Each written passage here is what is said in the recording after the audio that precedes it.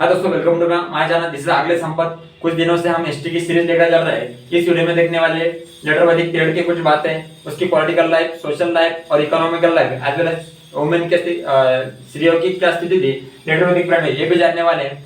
सबसे पहले जो लेटर वैदिक पीरियड आता है जो 1000 बीसी से 600 बीसी तक आता है, उनके बाद वहाँ के जो लोग रह रहे थे कि जो गंगा नदी के किनारे स्थित थे, वो बाद में क्या धीरे धीरे करके ईस्टर्न इंडिया की तरफ मूव हो रहे थे, ईस्टर्न इंडिया की तरफ मूव होने लगे।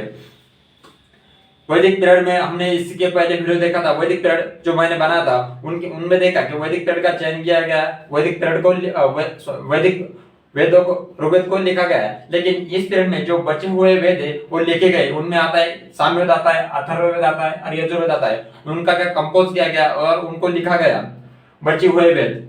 उसके बाद कुछ ट्राइब्स थे कि जो बड़ी पावरफुल ट्राइब्स थी, उनका नाम क्या है, कुरुज नामक की ट्राइब्स थी, पंचला थी, विदेहा थी और वशस थी। उसके बाद काशी और कुशिनारा भी एक ट्राइब थे, बड़े पावरफुल ट्राइब थे। उनके कुछ राजा थे। हिस्ट्री इसलिए मैं बार बार कहता हूँ कि हिस्ट्री क्या है, पावरफुल लोगों को याद करती है। जो कमजोर लोग होते हैं उन्हें हिस्ट्री में कहीं भी दफनाया जाता है, कुछ हिस्सों कुछ पन्नों में दफनाया जाता है, उसका हिस्ट्री गौर भी नहीं करते। इसलिए पावरफुल बनो, अभी पावरफुल बनो। ये उस पीरियड में कोरु किंगडम की जो पावरफुल राजा थे उनका नाम था परीक्षित और जनमेजय। पंचाला किंगडम का वो जो ट्राइब का राजा था प्रमाणक जयवली। अजाशत्रु वो राजा था काशी किंगडम का, काशी ट्राइब का। और जो विद्या किंगडम था उनका राजा था जनका, जिसकी कैपिटल थी मिथिला। बाद में 3 हिस्सों में बांटा गया लेटर वैदिक पीरियड में कि जो सदर्न इंडिया नदर इंडिया उन्हें आर्यवर्त भी कहते हैं कि जो आर्य लोग रह रहे थे उन्हें नदर इंडिया कहा गया है। नदर इंडिया के नीचे का हिस्सा जो मध्य एशिया कहते हैं उसे सेंट्रल इंडिया भी कहा गया है, जो मध्य प्रदेश तक स्थित है। और जो मध्य प्रदेश का नीचे का हिस्सा है जो महाराष्ट्र, तमिलनाडु, केरला जो नीचे का हिस्सा है उन्हें क्या सदर्न इंडिया कहा गया है कि जो दक्षिण पथ भी कहते हैं। दक्षिण पथ में सदर्न इंडिया की जो पॉलिटिकल ऑर्गेनाइजेशन देखने वाले हैं। पॉलिटिकल ऑर्गेनाइजेशन में विधता क्या डिसाइड होने लगी। विधता मतलब जो सभा समिति और विधता देखा था हमने जो ऋग्वेदिक पीरियड में, वो क्या है, वो इनका जो थर्ड पार्ट था कि जो विधता जो कॉमन पीपल जो प्राइस लोग थे अटेंड करते थे, उन लेटर वैदिक पीरियड में क्या है उन्होंने डिसअपियरेंस होने लगा, विधता का डिसअपियरेंस होने लगा। बाद में जो राजन और किंग थे ऋग्वेदिक पीरियड को जो मसीहा था, जो लोगों का मसीहा था, मुखिया था, उन्हें राजन और किंग भी कहा करते थे। लेकिन लेटर वैदिक पीरियड में उन्हें क्या सम्राट और साम्राज्य भी कहा गया।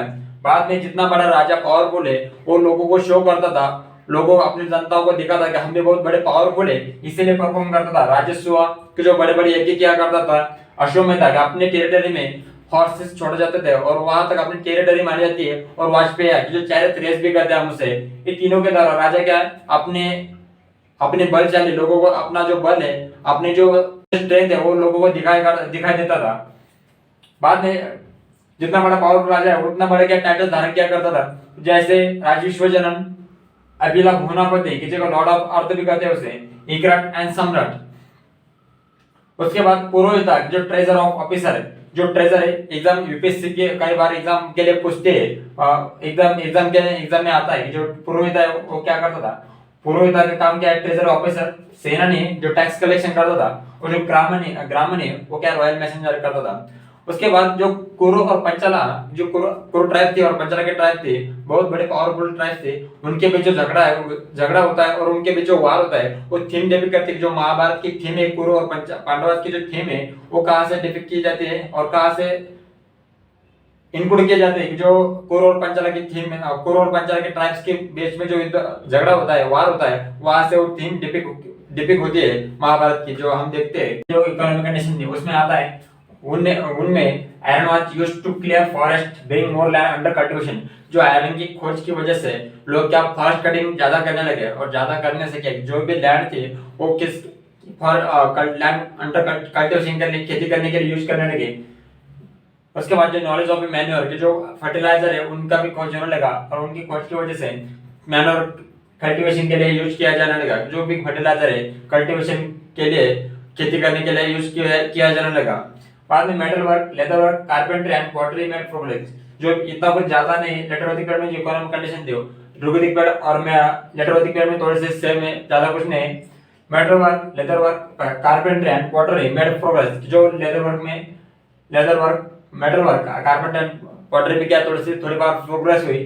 वैसे जो हमने सोसाइटी 3-4 हिस्सों में बांटी थी, उनका जो हिस्सा था, उनका जो एक डिवीजन था जो वैश्य नामक था, वो भी क्या ट्रेड एंड कॉमर्स करने लगे थे।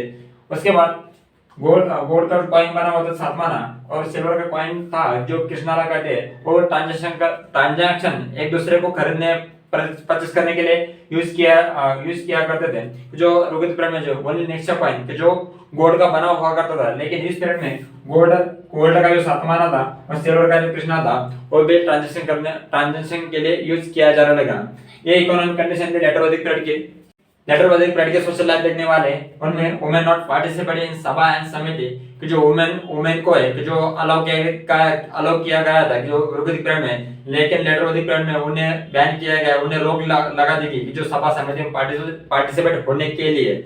उनके बाद ब्राह्मण और क्षत्रिय के बारे में बताया गया है। जो ब्राह्मण और क्षत्रिय थे उनके आपस में बहुत झगड़े होते थे अपर और सुपर पोजीशन के लिए, ऊपर और नीचे पोजीशन के लिए। इसीलिए कुछ ग्रंथों के मुताबिक बताया गया है कि जो ब्राह्मण की पोजीशन थी क्षत्रियों के ऊपर थी, लेकिन कुछ ग्रंथों के अनुसार भी ये भी कहा गया है जो क्षत्रियों की पोजीशन थी वो क्या है, ब्राह्मणों के ऊपर थी, ब्राह्मण उनके नीचे थे। उनके झगड़े होते रहते थे। उनके बाद कुछ लाइफ के स्टेजेस भी बताए गए लेटर वैदिक पीरियड में, जो स्टेजेस है लाइफ के जो हमारे सोसाइटी में आज भी फॉलो किया जाता है और हम आज भी फॉलो करते हैं। उनमें आता है ब्रह्मचर्य, जो बागवान है हमारा, उन्हें ब्रह्मचर्य क्या कहा करते हैं, गृहस्थ आश्रम, वानप्रस्थ आश्रम एंड संन्यास आश्रम। उनके बाद child marriage had become common, जो चाइल्ड मैरिज है वो भी क्या कॉमन हुआ करता था लेटर वैदिक पीरियड में, जो अर्ली वैदिक पीरियड में नहीं हुआ करता था। लेकिन वुमेन स्टेटस डिक्लाइन, जो लेटर वैदिक पीरियड है, जो वुमेन का स्टेटस क्या है धीरे धीरे डिक्लाइन होने लगा, उनकी स्थिति बहुत खराब होने लगी।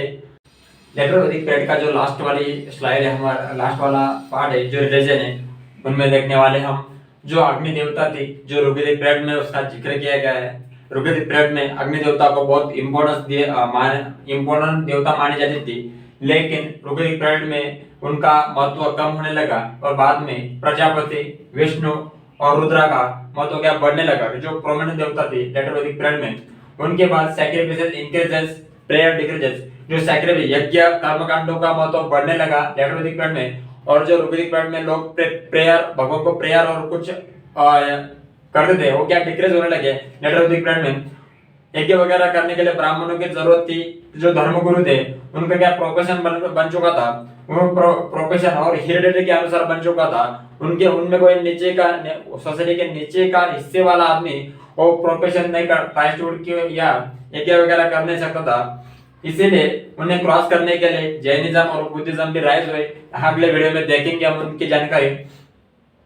उनके बाद एजुकेशन फिलोसॉफी के बारे में जो ब्रांचेस है, जो ग्रामर है, लिटरेचर है, मैथ है, इथिक्स है, astronomy also develop in this later Vedic period. Upanishad के बारे में जिक्र किया गया। उपनिषद की जो फिलोसॉफिकल टेस्ट भी कहते हैं, क्या उसमें साउल के बारे में, अर्थ के बारे में, जो अनसुने बातें जिनके आंसर कई बार कॉमन पीपल को ज्ञात नहीं होते थे, उनका जिक्र उपनिषद में किया गया है। और जो हमारा लास्ट वाला पार्ट, जो लेटर वैदिक पीरियड का जो लास्ट वाला पार्ट वेदांता, जो लास्ट पार्ट है वेदांता के, जो वेद का लास्ट पार्ट कहते हैं। इस कंप्लीट वीडियो में हमने लेटर वैदिक पीरियड के बारे में जाना है। उम्मीद करता हूँ कि आपको भी मजा आया होगा और आपको भी कुछ बातें जानने को मिली होगी इस वीडियो के माध्यम से। इस वीडियो को इसलिए लाइक, शेयर और सब्सक्राइब कर देना ताकि ऐसे वीडियो मैं आपके लिए बार बार ला सकूं। Thank you so much for watching my video. Take care, bye bye.